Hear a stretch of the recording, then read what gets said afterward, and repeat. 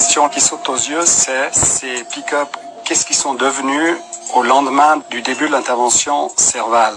Il n'y a qu'une seule route qui conduit vers le nord. Il aurait été facile, avec les moyens aériens dont dispose la France, de les intercepter. Donc, il semble bien qu'il y a eu une dimension politique très forte dans cette intervention qui a été plus importante que la dimension militaire. Dans cette guerre de l'ombre, quel intérêt la France aurait-elle eu à ménager les forces qu'elle était censée combattre?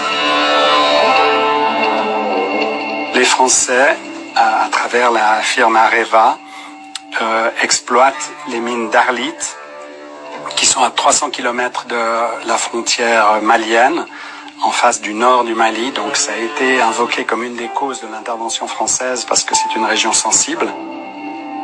Et en même temps, au sud d'Arlit, il y a d'énormes gisements inexploités d'uranium. Et du point de vue de la France, il y a la volonté de garder la main sur les ressources d'uranium qu'elle n'exploite pas pour le moment, ou dont elle retarde l'exploitation, mais pour empêcher d'autres d'avoir accès à ces ressources.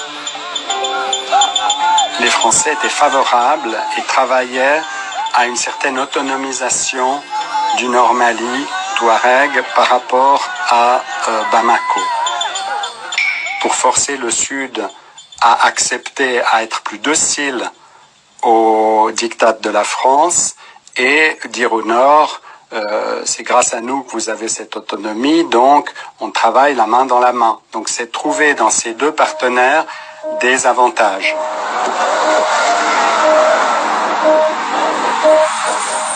Dans cette partie d'échecs, la France n'est pas seule. Et c'est bien loin du Sahara que se décide le futur économique de la région. Des représentants des groupes pétroliers, des experts du capital risque et des responsables africains en charge de l'énergie se retrouvent à Londres, capitale financière de l'Europe, pour discuter de contrats et rêver de gros profits. Bonjour mesdames et messieurs et bienvenue à ce 11e forum de l'Afrique indépendante. Malgré le chaos, les guerres et les révolutions, l'intérêt des Occidentaux reste considérable pour ce qui pourrait être la plus grande réserve non exploitée de pétrole sur le continent.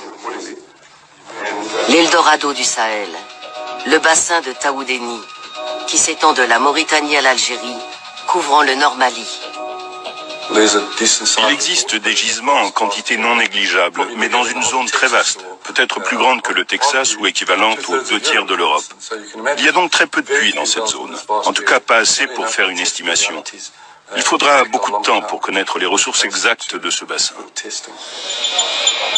Malgré un déclin récent de l'importation de gaz et de pétrole africain vers les États-Unis, les intérêts des grands groupes énergétiques américains pour l'Afrique n'ont pas diminué. Les besoins de l'Asie et de l'Europe ne cessent de croître. Près de 2000 milliards d'investissements dans le pétrole et gaz africain sont prévus au cours des 2 prochaines décennies. On sait tous qu'on va vers une raréfaction des ressources pétrolières et que ces derniers grands bassins pétroliers d'Afrique vont avoir une importance croissante au fil des années et qu'il est très important de se prépositionner pour l'exploitation de ces ressources.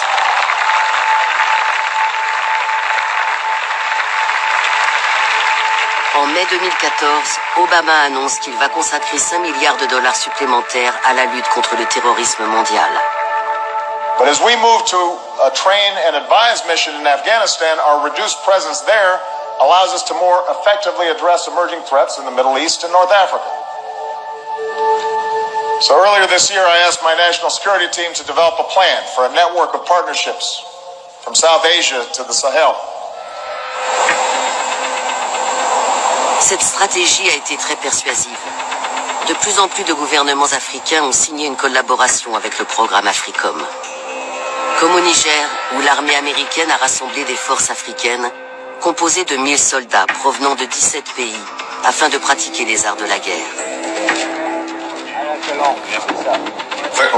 Flintlock est un exercice international. Cette année, il est mené dans différentes régions d'Afrique.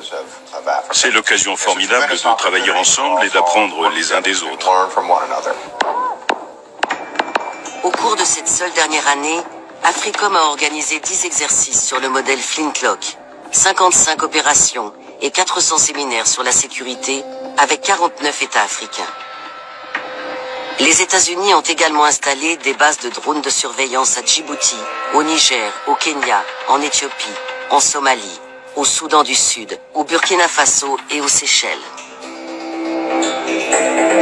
En septembre 2014, les États-Unis annoncent l'envoi de 4000 soldats au Libéria, comme soutien durant la crise Ebola, et pour la coordination d'autres activités militaires non spécifiées.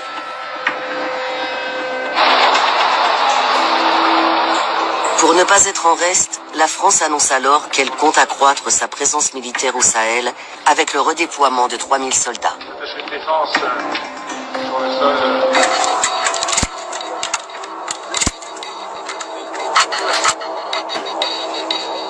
Cette militarisation croissante fait de l'Afrique une nouvelle source de profit très convoitée par le complexe militaro-industriel. Avec à la clé des millions de dollars de nouveaux contrats pour les fabricants d'armes et les entrepreneurs privés.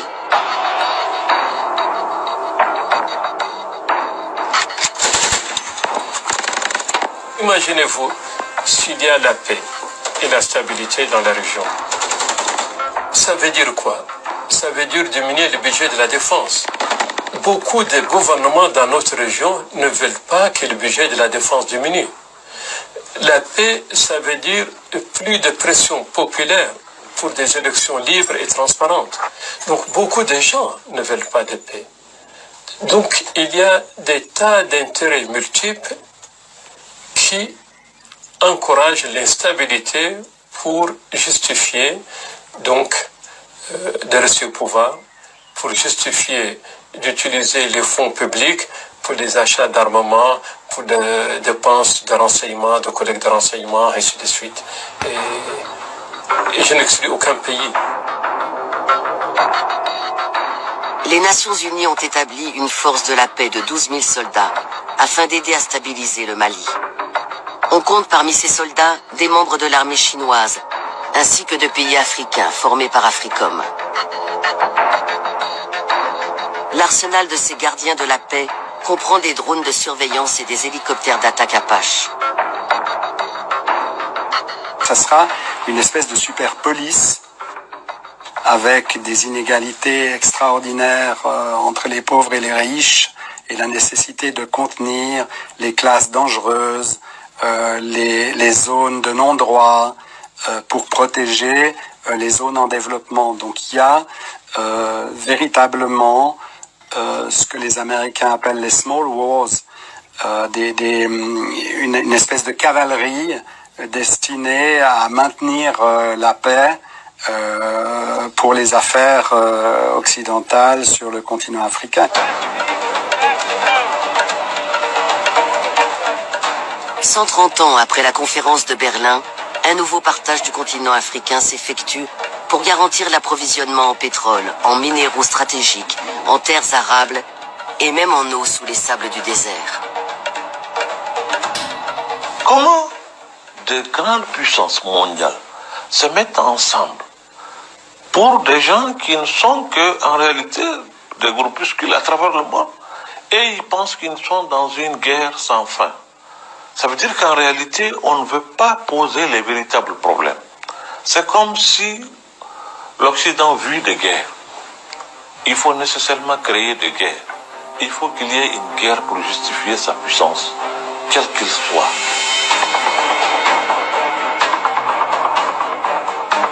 La guerre contre la terreur au Sahara est bien plus complexe qu'il n'y paraît. Les batailles actuelles s'inscrivent dans une guerre sans fin, à la fois géopolitique et géoéconomique.